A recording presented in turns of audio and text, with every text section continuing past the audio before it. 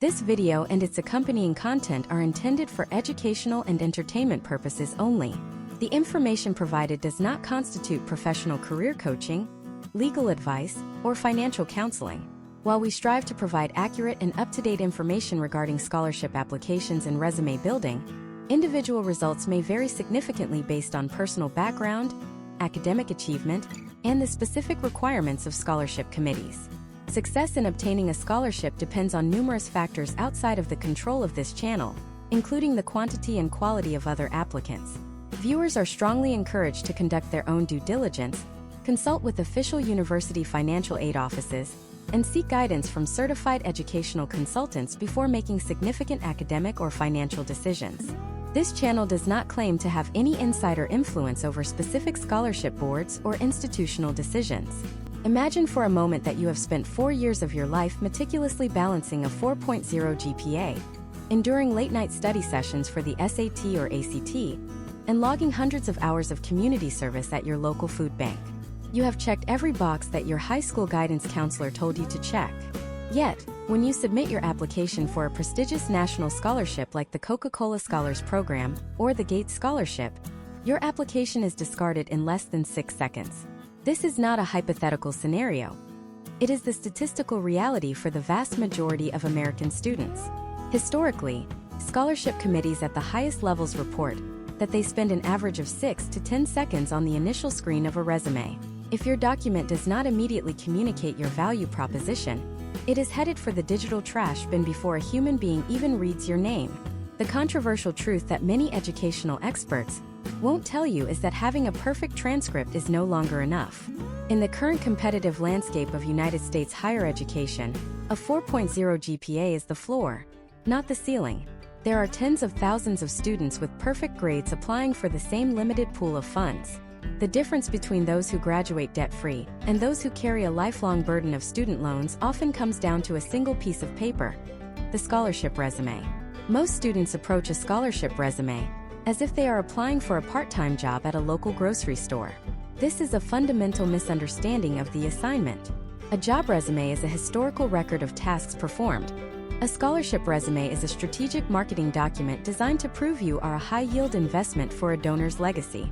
We are currently witnessing a period where the cost of tuition at private four-year institutions in the United States has outpaced inflation for decades, leading to a national student debt crisis exceeding $1.7 trillion. In this high-stakes environment, the ability to write a winning resume is not just an academic exercise. It is a critical financial survival skill. Many students are losing out on $50,000, $100,000, or even $200,000 in potential funding because they used a generic template they found online or followed outdated advice from the 1990s. The gatekeepers of these funds, the selection committees, are looking for more than just a good student. They are looking for a narrative, a specific brand, and evidence of future impact. If your resume looks like everyone else's, you have already lost. The problem we are solving today is the resume black hole. This is the phenomenon where qualified, brilliant, and hardworking U.S. students submit dozens of applications and receive nothing but automated rejection emails. This happens because their resumes are either being filtered out by applicant tracking systems, ATS, or they are failing to trigger the psychological buy-in from human reviewers. In this first part of our 10-part masterclass, we are going to dismantle the traditional, boring, and ineffective resume building process. We are moving away from the list of duties and moving toward a framework of achievement. By the end of this session, you will understand the deep dive mechanics of why certain resumes win while others, which look identical on paper, fail. We are going to look at historical trends in scholarship awards and analyze case studies of successful applicants to identify the hidden patterns that make a resume pop in a pile of 5,000 entries. Today's landscape requires a paradigm shift. We have moved from the era of general excellence to the era of specialized impact. Scholarship donors in the United States, whether they are private foundations, corporate entities, or university alumni associations, are no longer just looking to help a nice kid go to college. They are looking to fund the next generation of leaders who will solve specific problems in technology, social justice, medicine, or the arts.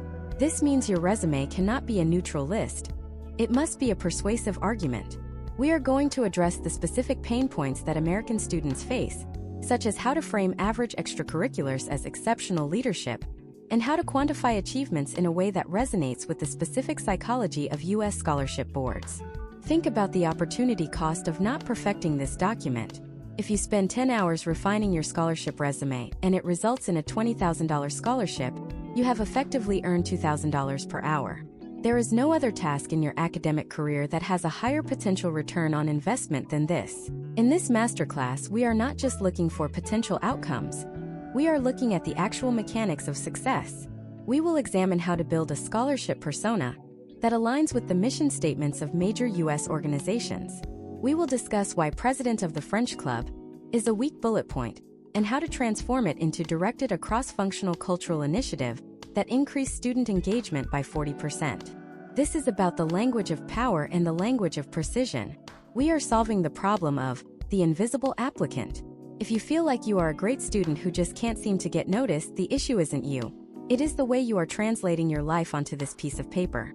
Over the next 10 parts of this series, we are going to build your resume from the ground up, starting with the psychological foundation and ending with a document that is so compelling, it would be a mistake for a committee to look past it.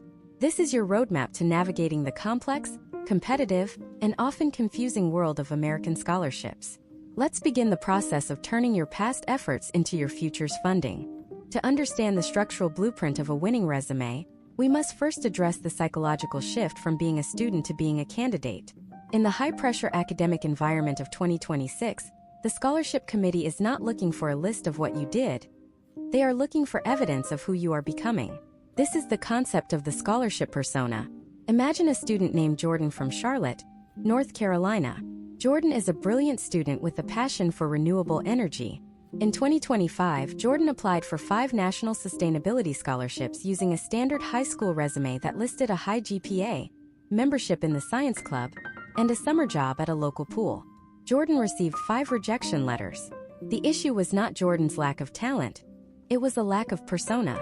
Jordan appeared as a generalist in a world that rewards specialists. In 2026, we helped Jordan rebrand as the community grid architect. Instead of just science club, Jordan's resume now leads with a summary of qualifications that highlights a self-directed project, installing solar-powered charging stations in local parks. This shift in narrative transforms Jordan from one of 10,000 applicants into a specific solution for a donor's mission. Historical trends in U.S. scholarship cycles indicate that committees gravitate toward 3 primary personas: the innovation catalyst, the social equity advocate, and the civic leader. Before you type a single word on your document, you must decide which of these identities most accurately reflects your trajectory. The innovation catalyst focuses on STEM, research, and technical problem solving. The social equity advocate highlights community organizing, volunteerism, and systemic change. The civic leader emphasizes traditional leadership roles, student government, and institutional improvement. When you choose a persona, you create a lens through which the reviewer sees every subsequent bullet point. If you try to be all 3, you become a blurred image that the committee cannot recall 5 minutes after closing your file. Now let us move into the mechanical anatomy of the document. In 2026, the technical standards for a scholarship resume are more rigid than ever due to the widespread integration of Advanced Applicant Tracking Systems, or ATS.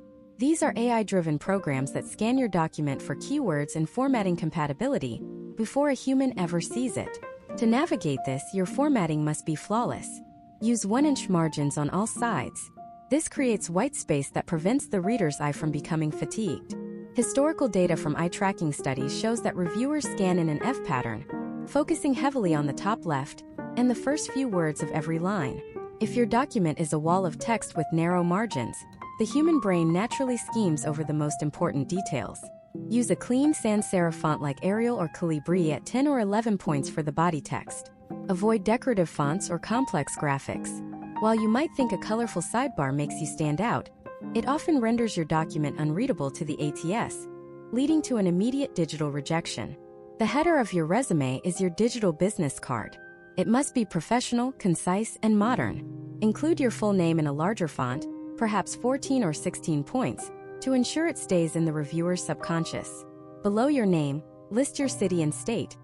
In 2026, providing a full street address is often unnecessary and can raise privacy concerns. Include a professional email address, preferably one that is a variation of your name, such as firstname.lastname@email.com. Avoid using high school nicknames or unprofessional strings of numbers. Most importantly, include a clickable link to your LinkedIn profile or a digital portfolio. Case studies of successful 2026 applicants show a 35% higher engagement rate when a scholarship committee can click through to see a video of a student's project or a gallery of their community impact work. This bridges the gap between a two-dimensional piece of paper and a three-dimensional human being. Immediately following the header is the most underutilized real estate on the page: the professional summary or mission statement. Many outdated guides suggest using an objective statement, such as, "Seeking a scholarship to fund my degree in biology." This is a waste of space. The committee already knows you want the money. Instead, use a 3-line professional summary that establishes your persona. For example, aspiring biomedical researcher with 3 years of laboratory experience focused on sustainable pathogen mitigation. Proven leader in youth-led health initiatives with a track record of securing $5,000 in local grants for community wellness programs. This statement acts as a high-level executive summary. It tells the reader exactly what value you bring to the table before they even look at your GPA. It frames the rest of the document. The education section should follow the summary. For a scholarship resume, your academic standing is your primary credential. List your high school name, location, and your expected graduation date. However, do not stop at your GPA. In the competitive 2026 landscape, a 4.0 is common. To differentiate yourself, include your class rank if it is in the top 5 or 10%. List your most relevant coursework that aligns with the scholarship's theme. If you are applying for a business scholarship, listing AP Macroeconomics and AP Statistics is more impactful than simply saying you are a good student. Mention any specialized certifications or dual enrollment credits you have earned. If you have completed university-level courses while in high school, this demonstrates a level of academic rigor that suggests you are a low-risk investment for a scholarship donor. Historical trends show that donors prefer candidates who have already proven they can handle the workload of higher education. Let us look at a case study involving a student named Maya from Seattle. Maya had a 3.9 GPA and was a varsity athlete. On her initial resume, she listed her sports achievements as varsity soccer captain, 3 years. This is a functional description, but it lacks the depth required for a top-tier scholarship. We transformed this entry using the Action Result Impact formula. The new entry read, managed a 22-member varsity soccer team through a championship-winning season, coordinating 150 hours of off-season training, and implementing a peer tutoring program that raised the team's collective GPA from 3.2 to 3.6. This version takes a common extracurricular and elevates it to a leadership achievement. It quantifies the effort and shows a secondary impact on the academic success of others.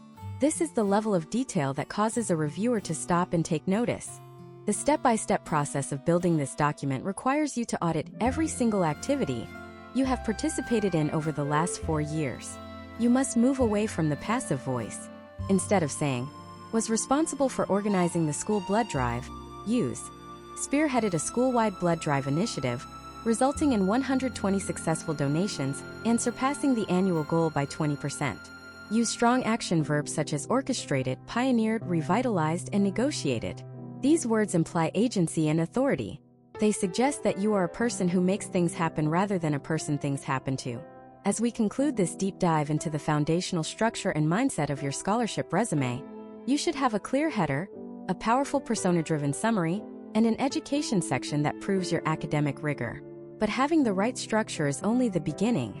The most common mistake students make happens in the experience and activities section, where they fail to properly translate their time into value. They list their hours, but they forget to tell the story of their influence. If your resume feels like a dry list of chores, you are missing the heartbeat of the application. In the next part of this masterclass, we are going to dive into the specific mechanics of quantifying your impact. We will look at how to find the hidden data in your volunteer work, and how to handle gaps in your resume if you had to work a part-time job instead of joining clubs. How do you make a shift at a fast food restaurant look like a masterclass in crisis management and operations? We will uncover the secrets of the experience section that turn silver medal applicants into gold medal winners. The loop is open. The most critical section of your resume is still to come. To move into the heart of the experience section, we have to dismantle a dangerous myth that costs American students millions in funding every year. The idea that your title matters more than your output. In the 2026 scholarship landscape, committees are fatigued by seeing 500 applicants who all claim to be the president of the National Honor Society. When everyone has the same title, the title itself becomes white noise. To break through that noise, we must treat your experience section as an evidence room. Every bullet point is a piece of forensic proof that you possess the skills you claimed in your summary. This is where we apply the quantification mechanics that separate a participant from a producer. Imagine a student named Alex living in suburban Ohio in 2026. Alex doesn't have a high-profile internship at a tech giant or a research position at a university. Instead, Alex works 30 hours a week at a high-volume fast food franchise to help support their family. On a standard resume, Alex might write, "Worked as a cashier, handled money, and served customers." To a scholarship reviewer, this looks like a distraction from academics. However, when we apply the framework of operational excellence, Alex's experience becomes a case study in grit and efficiency. We reframe those duties into achievements. Optimize point-of-sale operations during peak hours, maintaining an average transaction time of 45 seconds while processing over $3,000 in revenue per shift. This demonstrates numerical literacy, the ability to perform under pressure, and a focus on institutional efficiency. Historical trends in scholarship selection show that committees are increasingly looking for these non-cognitive skills, often referred to as grit, because they are the strongest predictors of college completion. The step-by-step process for this transformation begins with the audit of scale. For every activity you list, you must ask yourself 4 questions. How many? How often? How much? And so what? If you volunteered at a library, don't just say you shelved books. Ask, how many books? Perhaps it was 500 books a week. Ask, how much? Maybe you helped manage a book sale that raised $1,200 for literacy programs. Ask, so what? The result is that you contributed to a 15% increase in the local library's annual operating budget for children's programs. This takes an abstract act of service and turns it into a concrete financial and social impact. In 2026, donors want to know that their money is going to someone who understands the value of a dollar and the mechanics of growth. Let us look at another case study featuring a student named Taylor from Phoenix. Taylor was a member of the Key Club. Most students would write, member of Key Club, 2024 to 2026. Attended weekly meetings and participated in various service projects. This is a passive description that provides zero insight into Taylor's specific contribution. Instead, we look for the lead project. Even if you aren't the president of the club, you can be the lead of a specific initiative. Taylor took charge of the annual Thanksgiving food drive. We transformed Taylor's resume to read, directed the logistical coordination of a citywide food drive, managing a team of 15 volunteers to collect, sort, and distribute 2,500 pounds of non-perishable goods to 3 local shelters. This bullet point identifies Taylor as a project manager. It uses high-impact action verbs like directed, managing, and distribute. It provides a clear scale, 2,500 pounds, and it identifies the beneficiaries. The mathematics of impact is a critical component of the 2026 scholarship resume. When you use percentages, you provide a universal language for success. If you increase the membership of a club from 10 people to 20, don't just say you added 10 members. Say you engineered a recruitment strategy that resulted in 100% membership growth in a single academic year. Percentages allow you to show growth even if the raw numbers seem small. This is particularly effective for students in rural areas or smaller schools where the total population might be limited. Scholarship committees recognize that a 50% increase in participation in a small town requires just as much leadership as it does in a major city. Furthermore, we must address the problem action result, or PAR formula. Every entry in your experience section should follow this narrative arc. The problem is the challenge you faced, the action is what you specifically did, and the result is the quantifiable outcome. Imagine you were part of a robotics team that was struggling with its budget. The PAR entry would look like this. Identified a 40% shortfall in seasonal funding. Spearheaded a corporate sponsorship campaign by pitching to 5 local businesses. Secured $4,000 in new grants, enabling the team to compete in the 2026 regional championships. This structure tells a complete story in 3 lines. It shows that you are proactive, persuasive, and results-oriented. In the United States, scholarship committees also value self-directed learning. This is a major trend for 2026. If you spent your summer teaching yourself Python or building a garden in your backyard, these belong in your experience section. Do not wait for an organization to give you a title. If you started a small business reselling vintage clothes on a digital marketplace, you are a founder and operations manager. You should list your monthly revenue, your customer acquisition cost, and how you managed inventory.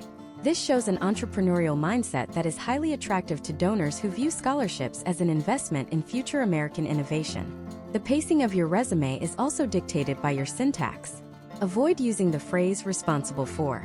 It is a passive phrase that suggests you were told what to do. Use accountable for, or better yet, just start with the action verb. Instead of responsible for answering phones, use coordinated front desk communications for a high-traffic community center, directing over 50 calls daily to appropriate departments. This change in language shifts the power dynamic of the sentence from a subordinate role to a managerial one. We also need to consider the legacy aspect of your experience. A winning resume doesn't just show what you did, it shows what you left behind. This is the ultimate so what? Did you create a manual for the next person in your role? Did you establish a partnership with a local nonprofit that will continue after you graduate? In 2026, sustainability is a buzzword in scholarship committees. They want to see that your impact wasn't a one-time fluke, but a systematic improvement. If you can prove that you built something that will outlast your tenure, you have demonstrated the highest level of leadership.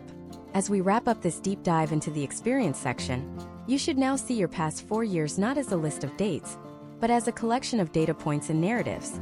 You have the tools to turn a part-time job into a masterclass in operations and a club membership into a record of logistical triumph. You have the PAR formula and the audit of scale to refine every line. However, even with the most impressive experience section, your resume can still fail if it doesn't properly showcase your recognition and specific technical competencies. Most students treat the awards and honors and skills sections as an afterthought, often tacking them onto the bottom of the page in a disorganized list. This is a massive tactical error. How do you distinguish between a regional award and a national one? How do you list skills in 2026 without sounding like you are just listing buzzwords? In the next part of this series, we are going to unlock the prestige layer of your resume. We will discuss how to rank your honors for maximum psychological impact, and how to build a skills section that proves you are ready for the workforce of 2030. The evidence room is full. Now it is time to put the trophies on the mantle. Part 4 is where we make your excellence undeniable. The honors and awards section of your scholarship resume is where you validate your narrative. In the hyper-competitive environment of 2026, simply listing an award title is no longer sufficient to move the needle. A scholarship committee in the United States may see 10,000 resumes a year, and if yours lists National Honor Society or Honor Roll without context, it effectively tells them nothing about your relative standing. We have to treat this section as a prestige layer that provides a benchmark for your performance against your peers. Historical trends in scholarship selection suggest that reviewers are looking for the scope of the recognition. Was this an award given to one person out of 500, or was it a participation certificate given to everyone who finished the semester? If you do not define the prestige, the reviewer will default to the lowest possible interpretation. Imagine a student named Ethan from Austin, Texas. Ethan has been a high achiever throughout his high school career, but his initial resume was a flat list of names: AP Scholar with distinction, National Merit Commended Student, and second place in the Regional Science Fair. To a busy reviewer, these are just words on a page. To make Ethan's excellence undeniable, we apply the scope and selectivity framework. We reformat his National Merit entry to read: National Merit Commended Student, recognized as one of the top 50,000 scorers out of 1.5 million test takers nationwide, representing the top 3% of U.S. high school seniors. By providing the denominator, the 1.5 million, we transform a vague title into a hard statistic of elite performance. This is the difference between being a good student and being a top-tier candidate. The step-by-step process for auditing your honors begins with the rule of 3: title, scope, and criteria. For every award, you must state the formal title, the geographic or institutional scope, whether it is local, regional, state, national, or international, and the specific criteria for selection. If you won the Outstanding Senior Award, you must add: selected from a graduating class of 600 students based on a combination of academic rigor, faculty recommendations, and community service hours. This provides the reviewer with the internal logic of the award. In 2026, many specialized scholarships are looking for specific traits like resilience or innovation. If your award was for something like Most Improved Student, do not hide it. Frame it as a testament to your growth mindset. Describe it as awarded to one student per department for demonstrating the highest percentage increase in academic performance and laboratory proficiency over a 4-semester period. Case studies of successful applicants in 2026 show that students who categorize their honors often see better potential outcomes in the screening process. Instead of a single chronological list, consider grouping them by academic excellence, leadership and service, and specialized skills. This allows the committee to see your strengths at a glance. For example, under specialized skills, you might list: first place, statewide Python coding challenge, competed against 200 participants to develop a functional algorithm for local traffic optimization in under 48 hours. This doesn't just say you are good at coding. It proves you can perform under pressure in a competitive, state-level arena. Now, let us transition to the skills section, which has undergone a radical transformation in the last few years. In 2026, the baseline expectation for digital literacy has shifted. Listing Microsoft Word or Google Docs on a scholarship resume is now considered a waste of space. It is the equivalent of listing that you know how to use a pen. To stand out, you must focus on high-value competencies and technical proficiency. This is especially true for STEM-focused scholarships.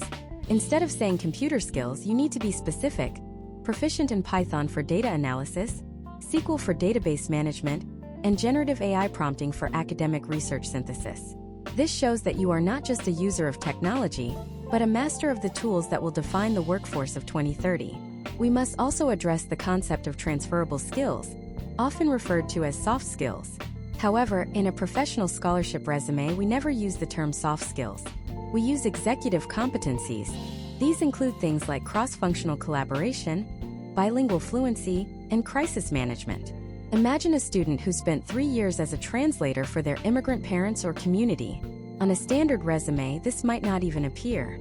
On a winning 2026 resume, this is listed under skills and certifications as native-level fluency in Spanish and English with a focus on medical and legal interpretation, provided over 200 hours of translation services for community health clinics, ensuring accurate communication between providers and non-English speaking patients.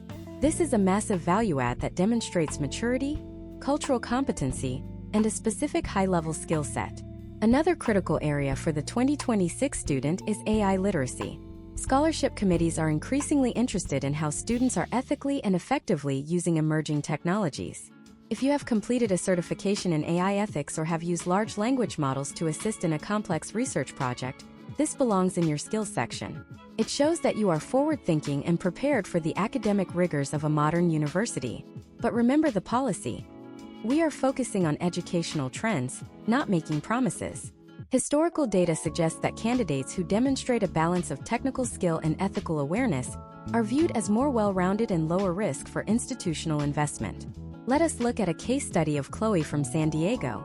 Chloe is applying for a scholarship focused on international relations. Her skills section originally listed leadership, communication, and public speaking. These are what we call empty descriptors. They are subjective and unverified. To fix this, we linked her skills to her experiences and certifications. We changed communication to advanced rhetorical communication, winner of the Southern California Debate League Championship, ranked in the top 10% of speakers for logical argumentation and rebuttal speed. We changed leadership to project management, certified in agile methodologies, applied to the coordination of a 3-month community mural project involving 50 volunteers and a $10,000 budget. By grounding her skills in evidence, we made them undeniable. The final layer of this section is the certifications and professional development. In the current year, self-directed learning is a major prestige signal. If you took a Coursera course from Stanford on game theory or earned a Google Project Management certificate during your summer break, these should be listed prominently. It shows a level of initiative that goes beyond the high school curriculum. It tells the donor that you are a lifelong learner who does not wait for a teacher to hand you a syllabus. As we conclude this deep dive into the prestige layer of your resume, your document should now be radiating authority. You have moved from listing titles to defining excellence. You have replaced basic computer skills with advanced technical competencies. You have turned abstract qualities like leadership into documented project management successes. Your honors are no longer just words. They are benchmarks of your elite standing in the $1.7 trillion landscape of American higher education. However, even the most impressive content can be undermined by poor architectural design. In the next part of this masterclass, we are going to look at the physics of the page. We will discuss the advanced formatting secrets that ensure your resume passes the most sophisticated ATS filters used by top-tier universities. How do you handle white space to reduce reader fatigue? What are the specific visual anchors that keep a human reviewer engaged after they have already looked at 500 other candidates? The content is ready. Now it is time to build the vessel that will carry it to the selection committee. Part 5 is the bridge between a great resume and a winning application. The structure of your success is just one click away. The physics of the page refers to the way information is physically organized to influence the psychological state of the reader. In 2026, the first reader is almost certainly an artificial intelligence program or an applicant tracking system, often referred to as an ATS. These systems are designed to parse text, categorize it, and rank it based on keyword density and structural integrity. If your resume is built with complex tables, multiple columns, or intricate graphics, the ATS might see nothing but a jumbled mess of characters. Imagine a student named Marcus from Chicago who spent weeks designing a stunning, 3-column resume on a graphic design platform. He used icons for his phone number, progress bars to show his proficiency in Python, and a sophisticated sidebar for his honors. When Marcus submitted this to a major engineering scholarship portal, the system could not recognize the layout.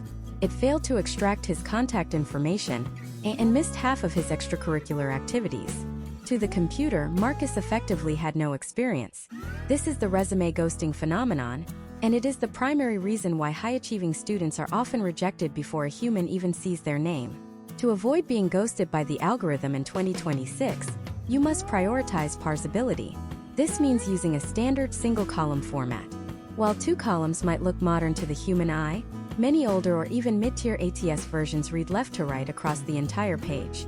If you have your education in a left column and your experience in a right column, the system might read the first line of your education followed immediately by the first line of your experience, creating a nonsensical string of text.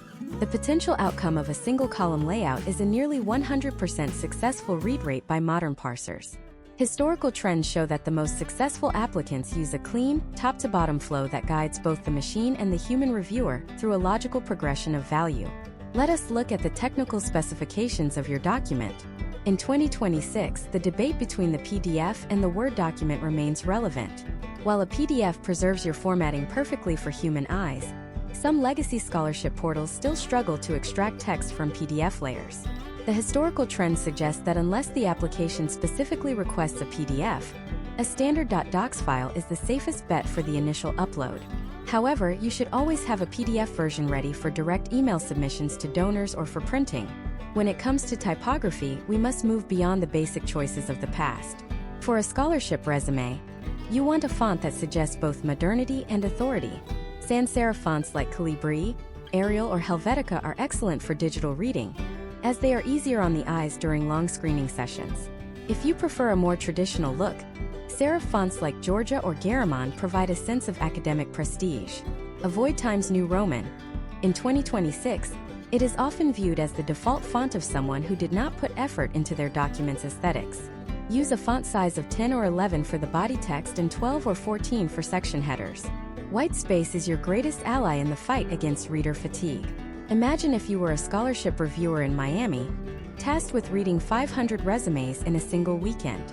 By the time you reach resume number 400, your brain is looking for any excuse to stop reading. If you see a page that is a solid wall of text from margin to margin, you will likely skim it and move on. Effective white space acts as a visual reset button. By using 1-inch margins and 1.15 line spacing, you give the information room to breathe. This makes the document appear more approachable and organized. A well-formatted resume is a sign of a well-organized mind. You are demonstrating your ability to communicate complex information in a clear, digestible format. Visual anchors are the structural elements that catch the eye and direct it toward your most important achievements. In 2026, we use horizontal rules, thin lines that span the width of the page, to clearly demarcate sections. This creates a psychological boundary that helps the reader categorize your information. When a reviewer sees a horizontal line, their brain prepares to switch context from education to experience. You should also use bolding strategically. Bold your job titles and your school names, but avoid bolding entire sentences. The goal is to make the document scannable. A reviewer should be able to glance at your resume for 6 seconds and identify your name, your GPA, your 3 most important roles, and your top 2 awards. This is known as the 6-second test. If a stranger cannot tell who you are and what you have done in 6 seconds, your visual hierarchy is failing. Let us consider a case study of Sarah from Seattle, who was applying for a high-stakes leadership scholarship. Sarah had a massive amount of experience, including 4 years of student government and a summer internship at a nonprofit. Her initial resume was 2 pages long, filled with every minor task she had ever performed. Historical trends in U.S. scholarship selection indicate that for a high school student or even a college sophomore, a 2-page resume is almost always unnecessary and can be viewed as a lack of ability to prioritize information. We helped Sarah condense her resume into a single high-impact page.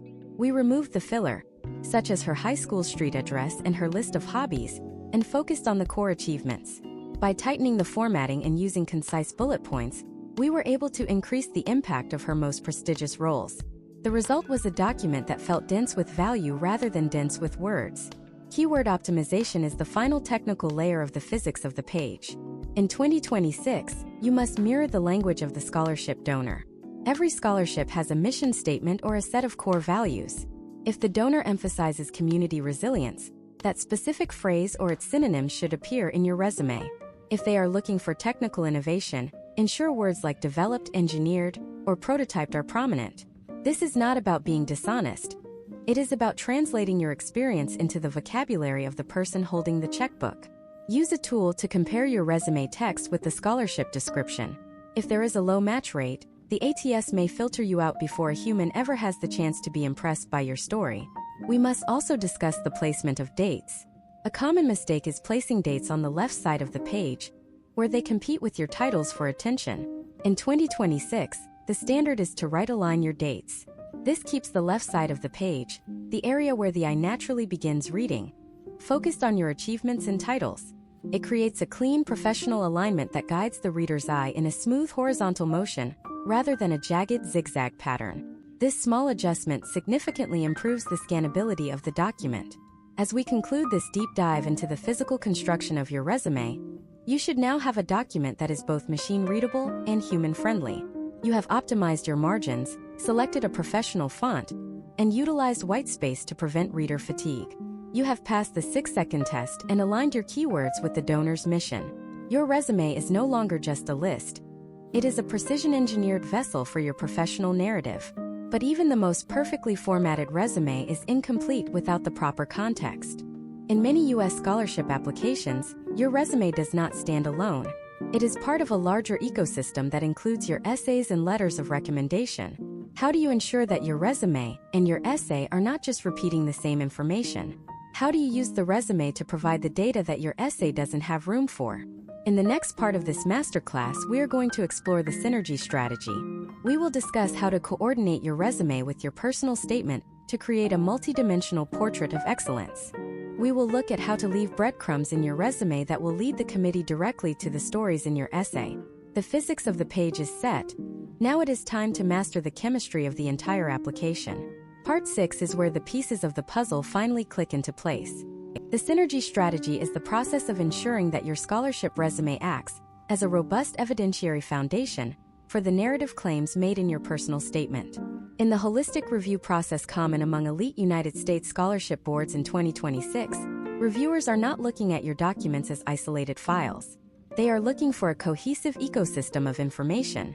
If your essay describes you as a resilient leader, but your resume only lists passive membership in clubs with no quantifiable impact, there is a narrative disconnect that can undermine your credibility. This is why we must master the concept of the breadcrumb method.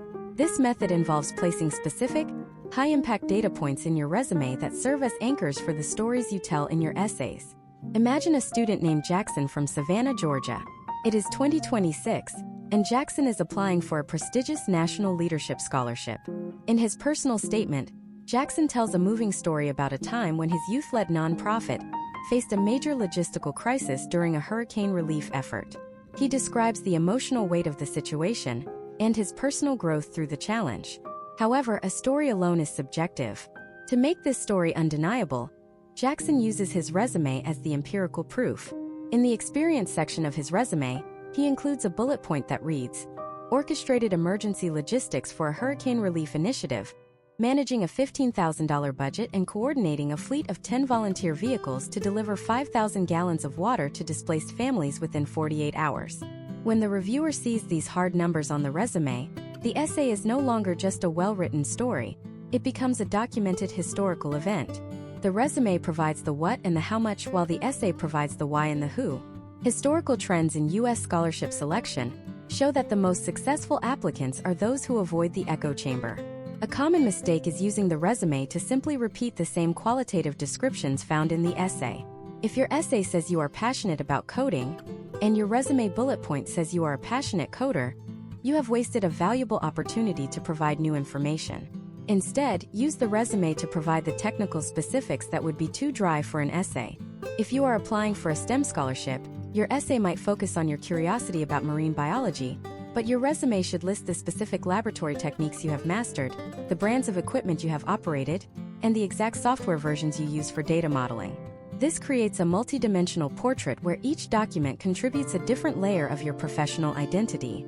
The step-by-step process for achieving synergy begins with a theme matrix. Create a simple table where the left column lists your 3 core persona traits, such as innovation, resilience, and community impact. In the middle column, list the stories you plan to tell in your essays. In the right column, list the specific resume bullet points that will provide the data to back up those stories. If you have a theme of financial literacy but no data point on your resume about managing money, you have a gap in your evidence. You must then audit your experience to find a quantifiable achievement related to that theme. Perhaps you were the treasurer for a club, or you managed your own savings from a part-time job to invest in a certification course. This ensures that every claim you make has a corresponding receipt on your resume.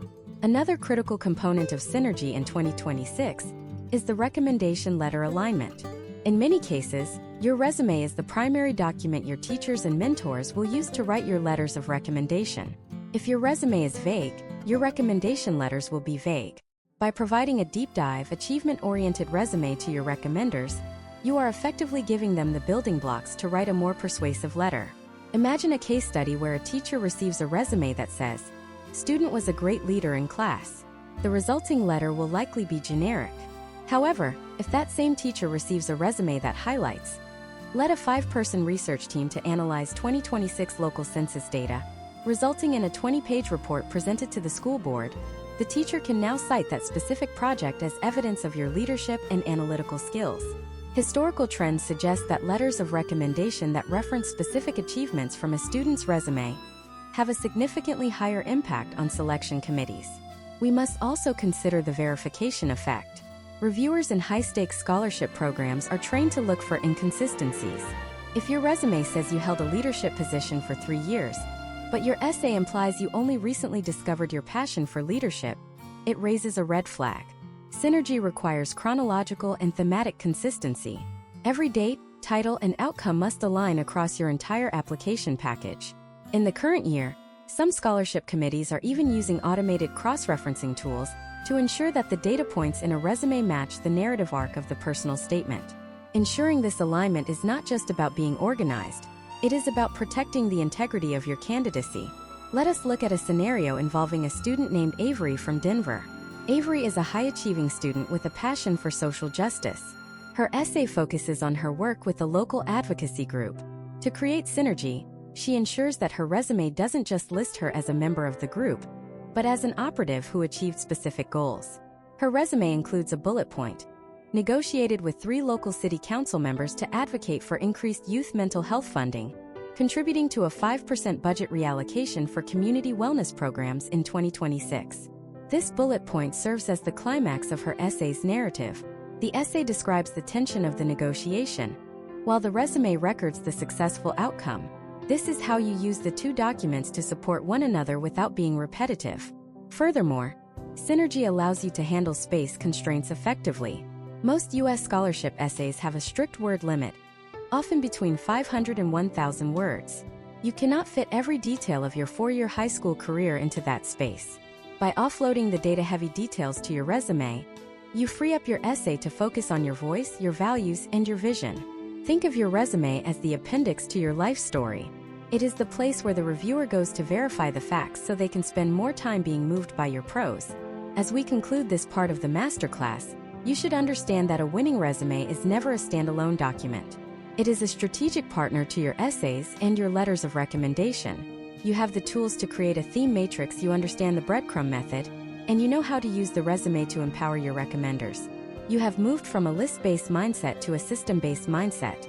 However, even with perfect synergy and a flawless layout, there are hidden traps that can end an application instantly. There are certain words, formatting choices, and even minor errors that act as immediate disqualifiers for top-tier scholarships. Some of these red flags are so subtle that 90% of applicants don't even know they exist. In the next part of this series, we are going to conduct a forensic audit of the most common scholarship resume killers. We will look at the red flag audit that every resume must pass before it is ready for submission. We will discuss the specific pitfalls that 2026 scholarship committees are instructed to look for, and how to ensure your resume never hits the reject pile for a mistake you could have fixed in seconds. The chemistry of your application is strong, but now we must ensure it is bulletproof. Part 7 is the ultimate survival guide for your resume. The first step in your forensic audit is identifying the integrity gap. In the sophisticated scholarship landscape of 2026, selection committees have moved beyond manual verification. Historical trends show that top-tier organizations now utilize cross-referencing software that compares the data points on your resume against public records, school databases, and even your own digital footprint. An integrity gap occurs when there is a discrepancy between what you claim and what the data suggests. Imagine a student named Tyler from San Jose who is applying for a prestigious technology scholarship. Tyler lists himself as the founder of a local coding nonprofit and claims to have mentored 50 students over 2 years. However, when the committee's background tool scans for the nonprofit's registration or any digital record of its events, it finds nothing but a dormant social media page with 2 posts from 2025. This is an immediate red flag. It suggests that the experience is either exaggerated or entirely fabricated. In 2026, an integrity gap is the fastest way to have your application moved to the permanent reject pile. To pass this audit, every claim on your resume must be verifiable. If you ran a program, ensure there is a record of it, whether that is a school newsletter mention, a local news clip, or a functional website. The second red flag is what we call empty calorie content. This is an epidemic in student resumes where the page is filled with impressive-sounding buzzwords that provide zero actual value. Many students believe that using words like passionate, innovative, dynamic, and motivated will make them stand out. In reality, these words act as camouflage for a lack of substance. Historical trends in scholarship reviews indicate that when a reviewer sees a string of adjectives without accompanying data, they mentally discount the entire section. Case studies of successful applicants show a distinct move toward evidence-based language. Instead of saying you are a passionate leader, you must show it. If you describe yourself as a dynamic communicator, you should back it up with a bullet point about winning a state-level debate or successfully pitching a project to a city council. If your resume is more than 10% adjectives, you are in the danger zone for an empty calorie red flag. You must conduct a ruthless cull of these words and replace them with the hard verbs and numbers we discussed in the previous modules. Next, we must address the professionalism pivot, specifically regarding your contact information and digital presence. In 2026, it is no longer enough to have a professional-sounding email address. You must also ensure that the links you provide lead to curated, professional environments. A common red flag is the broken link or the unfinished profile. Imagine a student named Madison from Chicago who includes a link to her LinkedIn profile on her resume. When the scholarship committee clicks that link, they find a profile with no photo, an outdated summary, and 0 connections. This suggests a lack of attention to detail and a failure to follow through on professional branding. It signals to the committee that Madison is not truly ready for the high-stakes environment they are funding. Additionally, the email address itself remains a gatekeeper. Using an address like soccerstar2026@email.com or a string of random numbers is a subtle signal that you have not transitioned into a professional mindset. The potential outcome of a polished, name-based email and a fully updated LinkedIn profile is a sense of maturity and readiness that committees value highly. The fourth red flag is format friction. While we touched on the physics of the page, the forensic audit requires a deeper look at the invisible elements of your document. In 2026, Many students use AI-powered design tools to create visually stunning resumes. However, these tools often insert hidden formatting characters, non-standard fonts, or complex layering that can crash an applicant tracking system or cause it to skip over entire sections. A red flag for format friction occurs when a computer cannot cleanly extract your contact information or your GPA. To test for this, you should perform a simple text-only copy-paste test. Copy the entire content of your resume and paste it into a plain text editor like Notepad. If the text is scrambled, if the dates appear before the titles, or if your bullet points turn into strange symbols, your resume will likely fail the initial digital screen. Another common friction point is the use of headers and footers for critical information. Many ATS programs are programmed to ignore headers and footers entirely to avoid repeating page numbers. If your name and contact info are tucked into a header, the computer might perceive the resume as being anonymous and discard it. The fifth red flag is the chronological black hole. Scholarship committees look for consistency and growth. If there is a gap of 6 months or a year in your resume where you have no activities, no jobs, and no academic honors, it raises questions. While it is perfectly acceptable to have gaps due to personal circumstances, you must account for that time. In 2026, committees are looking for resilience. If you had to take a semester off or reduce your extracurriculars to care for a family member, this should be framed as a period of personal management and responsibility. Leaving it as a black hole suggests a lack of initiative. Historical trends show that students who proactively address gaps by listing self-directed study, personal projects, or family leadership roles are viewed much more favorably than those who leave the reviewer to guess what happened during that time. We also have to audit for the passive voice trap. This is a linguistic red flag that makes you sound like a spectator in your own life. Phrases like was responsible for, assisted in, or helped with are weak. They imply that you were a passenger on someone else's project. A scholarship donor is looking for the driver. In 2026, committees are instructed to look for candidates who show high agency. If your resume is filled with passive language, the committee will assume you will be a passive student who will not maximize the opportunities their funding provides. Every bullet point must start with a strong active verb. Instead of saying assisted with the school fundraiser, you should say orchestrated the logistical setup and volunteer scheduling for a fundraiser that generated $5,000. This shift in language eliminates the red flag of perceived passivity. The final red flag in our audit is the lack of tiering. Not all achievements are equal, and a resume that treats a weekend volunteer event with the same weight as a year-long research project is a red flag for poor judgment. Historical data suggests that students who cannot prioritize their own achievements often struggle with the academic rigor of university life. Your most prestigious, most impactful, and most relevant experiences must be given more space and more detail than your minor roles. If you have 10 bullet points for your hobby of stamp collecting and only 2 bullet points for your role as student body president, your resume has a tiering failure. You are signaling to the committee that you do not understand what is important. As we conclude this forensic audit, you should feel a sense of relief. Most of these red flags are easily fixed once you know they exist. You have checked for integrity gaps, culled the empty calories, polished your professionalism pivot, eliminated format friction, filled your chronological black holes, escaped the passive voice trap, and corrected your tiering failures. Your resume is now a clean, efficient, and highly persuasive document. It has passed the audit that stops 90% of your competition. But being error-free is only the baseline. To truly win, your resume needs to do more than just avoid mistakes. It needs to tell a story that resonates on a human level. Even in 2026, the final decision-makers are people, and people are moved by narrative and character. How do you inject personality into a document that is built on data and logic? How do you make a reviewer feel like they know you after just 60 seconds of reading? In the next part of this masterclass, we are going to explore the character arc strategy.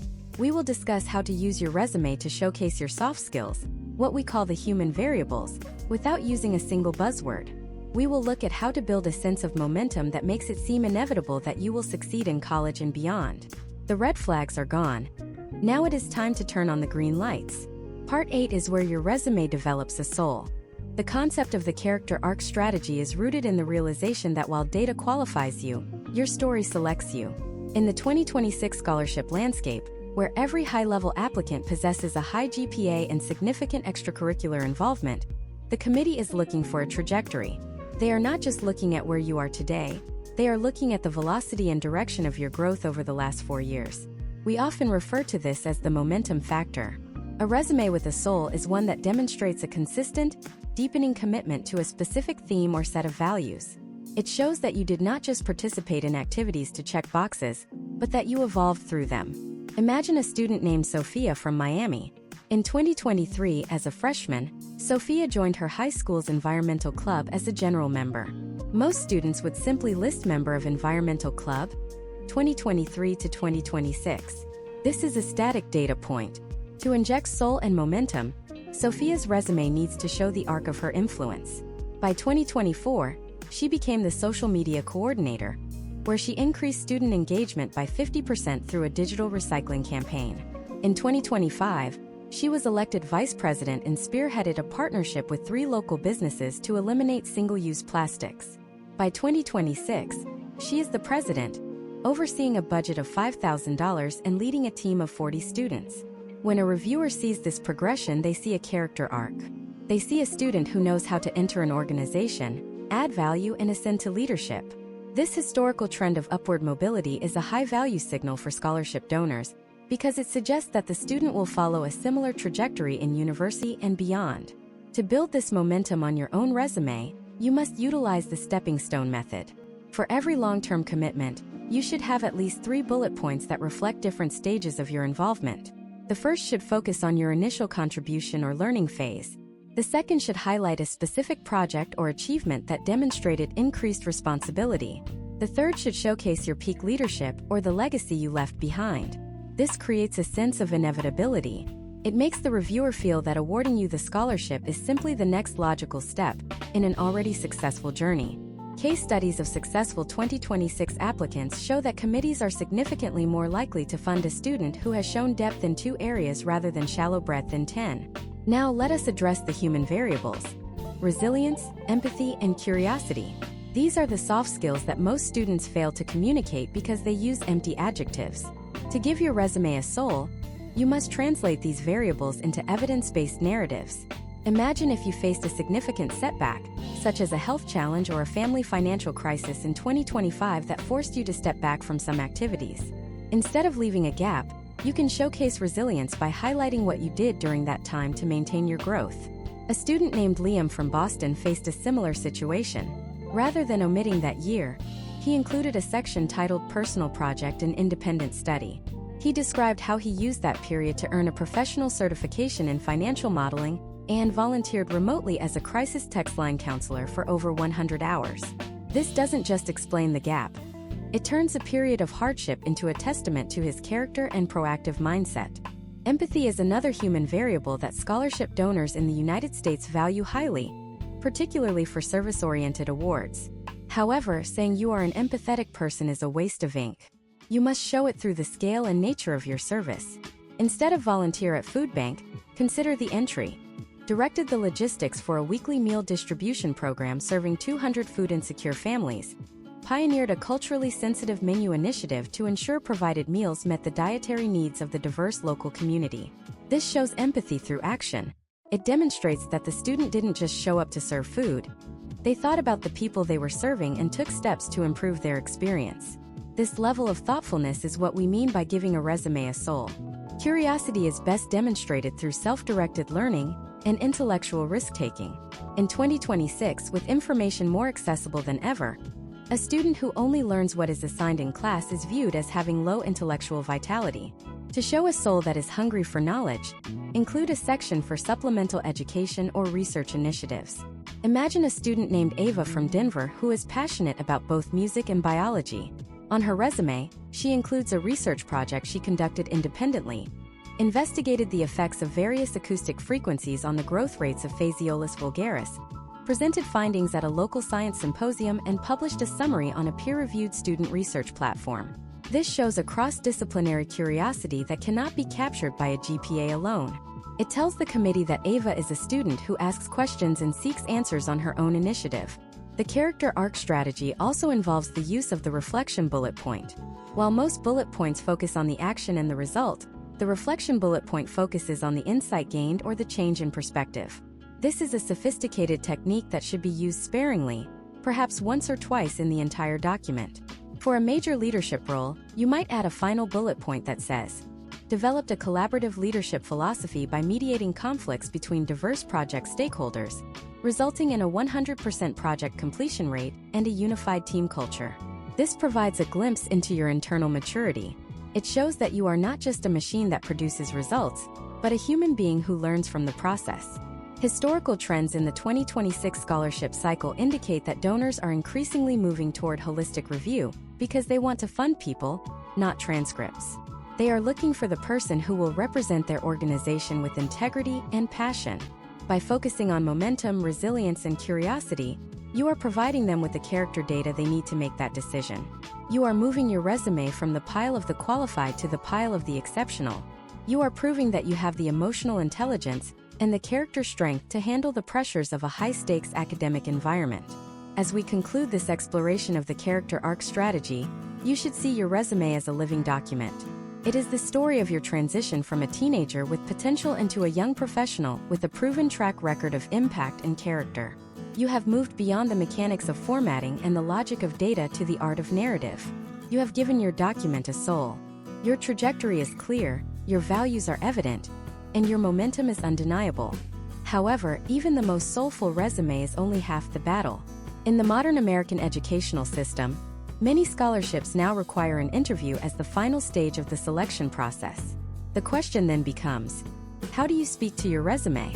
How do you take the bullet points and the character arcs we have built and translate them into a high-stakes conversation? How do you ensure that the person they meet in the interview is exactly the person they met on the page, but even more compelling? In the next part of this masterclass, we are going to dive into the resume to interview bridge. We will discuss how to prepare your talking points based on your resume's key themes, and how to handle the tell me about yourself question by using your resume as a strategic map. The page is finished. Now it is time to find your voice. Part 9 is where the document becomes a dialogue. The transition from the page to the podium is where most scholarship candidates stumble. You have spent hours refining your 2026 scholarship resume, ensuring every bullet point is quantified and every margin is perfect. But if you cannot speak to those points with the same level of precision, the committee will sense a disconnect. In the high-stakes environment of United States scholarship interviews, your resume serves as the legal transcript of your achievements. The interviewers have likely spent less than 60 seconds looking at your document before you walked into the room or joined the digital call. Your job is to act as a human highlighter, guiding their attention to the specific data points that prove you are their best investment. This is what we call narrative continuity. Historical trends show that committees in 2026 are looking for a seamless match between the person on paper and the person in the chair. If your resume claims you are a bold innovator but your verbal delivery is hesitant and lacks specific examples, your credibility score drops significantly. Let us look at a case study involving Leo from Philadelphia. Leo is an applicant for a National Engineering Scholarship in 2026. His resume highlights a specific achievement: engineered a low-cost water filtration prototype using recycled materials, reducing local runoff pollutants by 30% in a controlled pilot study. When the interviewer asks the dreaded question, "Tell me about yourself," Leo does not start with his birth city or his hobbies. He uses his resume as a strategic map. He follows the past-present-future framework. He begins with his past fascination with urban infrastructure, moves to his present achievement, the water filtration project listed in his experience section, and concludes with his future goal of implementing these systems in underserved urban corridors. By mentioning the 30% reduction figure verbally, he anchors his answer in the hard data already present on his resume. This reinforces the information in the reviewer's mind and makes the achievement twice as memorable. Case studies of successful 2026 candidates show that students who verbally reference their resume's quantifiable data are perceived as significantly more prepared and professional. To master the resume to interview bridge, you must first identify your value anchors. These are the 3 or 4 bullet points on your resume that are most impressive and most relevant to the specific scholarship's mission. Imagine if you are Elena from Austin, applying for a social equity scholarship. Your value anchors might be your role as a student liaison for a citywide health initiative, your bilingual fluency, and your 100% growth in club membership. Step 1 in your preparation is to develop a 2-minute deep dive story for each of these anchors. You must move beyond the what and into the how. The resume tells them you increased membership, The interview tells them how you negotiated with the school administration for recruitment space and how you utilize digital marketing to reach a wider audience. This is the difference between a list and a legend. Historical trends indicate that the first 120 seconds of a scholarship interview are the most critical for establishing authority. This is why the "tell me about yourself" question is your greatest opportunity. You are not giving a biography.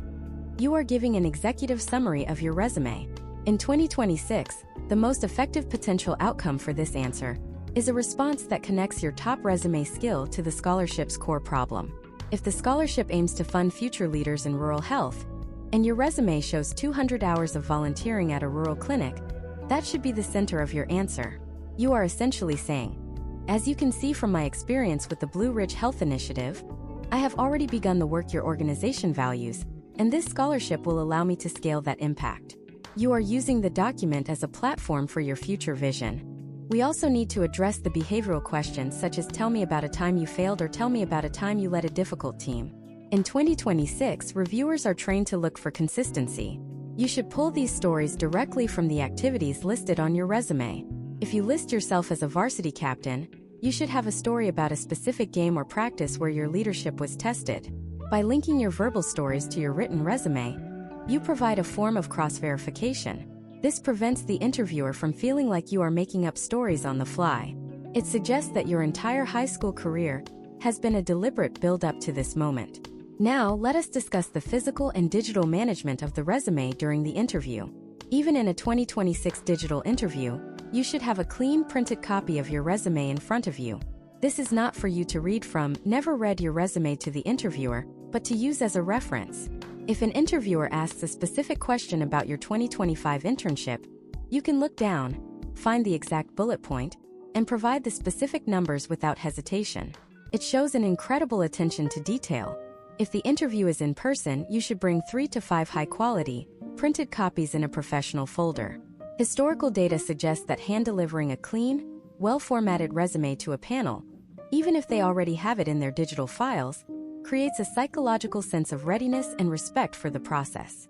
Imagine another scenario where an interviewer asks, "What is your greatest strength?"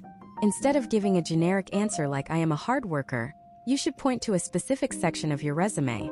You might say, "My greatest strength is my ability to manage complex logistics under pressure," which you can see in my role as the lead coordinator for the 2026 Regional Science Olympiad. I managed a $5,000 budget and 50 volunteers. This answer is powerful because it is not just an opinion, it is a fact backed by a documented achievement. You are using your resume to win the argument of why you are the best candidate. The pacing of this bridge is also vital. You want to speak at a rate that allows the interviewer to follow along with their copy of your resume. If you see them looking at your skills section, that is your cue to mention your technical proficiencies. If they are hovering over your awards, give them the context behind the most prestigious one. You are essentially conducting a guided tour of your professional life. This proactive approach shows high emotional intelligence and leadership. You are taking control of the narrative rather than just being a passive participant in the Q&A session. As we conclude this deep dive into the resume to interview bridge, you should see your resume not as a dead document, but as a living script. You have the past, present, future framework, you have identified your value anchors, and you know how to use your bullet points as evidence for behavioral questions. You have turned your resume into a strategic map that will guide you through the most intense interview sessions. Your voice is now as strong as your paper. But even with a perfect resume and a masterful interview, the process isn't over. There is a final technical stage of the scholarship journey that most students ignore, and it is the stage where many winning applications are lost at the very last second. This involves the metadata of your submission, the digital follow-up, and the final verification checks that occur after the interview is over. How do you ensure your digital file doesn't get corrupted in the final upload? What is the specific 2026 etiquette for the post-interview thank you note that references your resume? In the 10th and final part of this masterclass, we are going to look at the final submission and beyond. We will cover the last-minute technical checklist, the digital footprint alignment, and the long-term strategy for maintaining your resume as you enter university. The bridge is crossed. Now it is time to secure the win and seal your future. Part 10 is the finish line. The final submission of your scholarship resume is the digital equivalent of a firm, professional handshake. In the high-stakes environment of 2026, Many students believe that once the writing is done and the formatting is polished, the work is over. However, historical trends in the United States higher education sector suggest that a significant percentage of high-caliber applications are disqualified or deprioritized due to technical errors in the final 5% of the process. This is the stage where your attention to detail is tested at a granular level. We must address the metadata, the digital footprint alignment, and the strategic follow-up that cements your status as a top-tier candidate. This is the final checklist that separates the finalists from the winners. The first step in your final audit is the metadata scrub.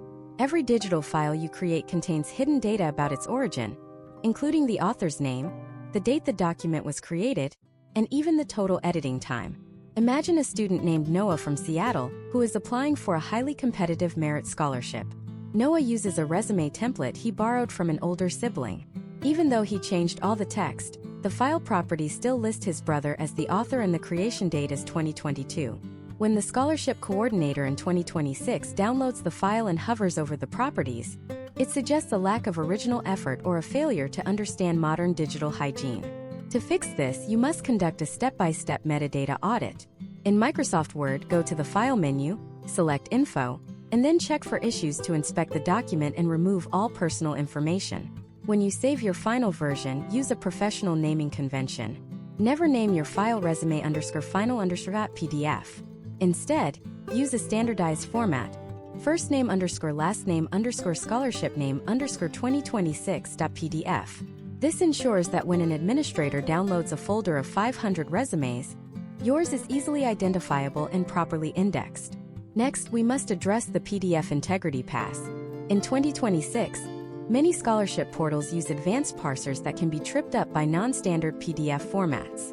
If you used a graphic design tool to create your resume, it might save the file as a collection of layers rather than a single, flat text document. This makes it impossible for an applicant tracking system to read. To ensure your resume is machine-readable, you should always use the Print to PDF function rather than just Save As. This flattens the layers and ensures that the text remains selectable. A quick way to test this is the highlight test. Open your final PDF and try to highlight a single line of text with your cursor. If you can highlight it and copy-paste it into a plain text document without errors, the machine can read it. If the text highlights as a block image or appears scrambled when pasted, your formatting is a barrier to your success. The 2026 scholarship landscape also requires a digital footprint alignment. It is a historical reality that approximately 70% of scholarship committees in the United States conduct a cursory search of a candidate's digital presence before making a final funding decision. This is not just about avoiding negative content, it is about ensuring narrative consistency. If your resume claims you are a dedicated environmental advocate, but your public social media profile shows zero engagement with that topic, it creates a psychological friction for the reviewer. Conduct an incognito search of your own name. Look for what we call the evidence gap. If you find old, unprofessional accounts or contradictory information, you must either set those profiles to private or curate them to match the persona you have built on your resume. Your LinkedIn profile should be a mirror of your resume, but with expanded media.